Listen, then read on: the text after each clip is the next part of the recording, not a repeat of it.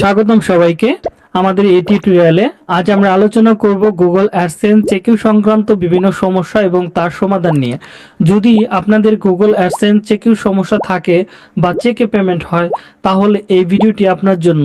চলুন শুরু করা যাক। আমরা প্রথমে আমাদের গুগল অ্যাডসেন্স অ্যাকাউন্টের এই জায়গাটাতে চলে আসব। আসার পর এখান থেকে আমরা পেমেন্ট ইনফোতে ক্লিক করব। এখানে ক্লিক করার পরে আমাদের সামনে এরকম আসবে। আসার পরে আমরা এখান থেকে অ্যাডসেন্সের জায়গায় আমরা ইউটিউবটাকে সিলেক্ট করে দেব। সিলেক্ট করার পরে আমাদের এখানে দেখেন ম্যানেজ পেমেন্ট মেথড, এই জায়গাটাতে আমরা ক্লিক করব।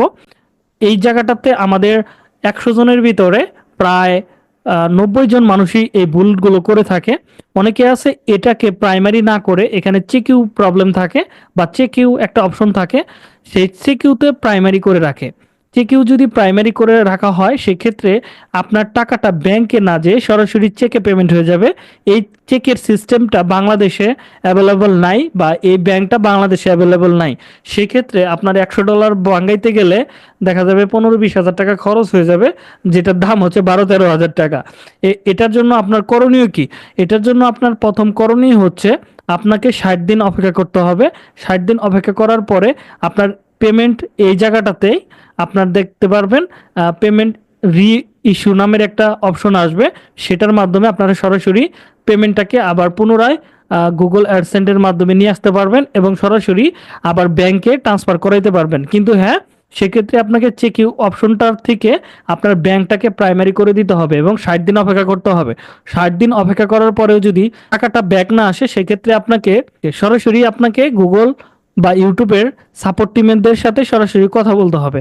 সাপোর্ট টিমের সাথে কথা বললে তারা 3 দিনের সময় নেবে এবং 3 দিন পরে আপনার একটা সলিউশন দিয়ে দিবে এবং দেখা যায় তারা আপনাকে পুনরায় ব্যাংকে টাকা পাঠিয়ে দেয়। ওই আগের চেকিউ প্রবলেমটা সমাধান করে, মানে ওই টাকাটা ক্যান্সেল করে আপনার ব্যাংকে টাকা পাঠা দেয়।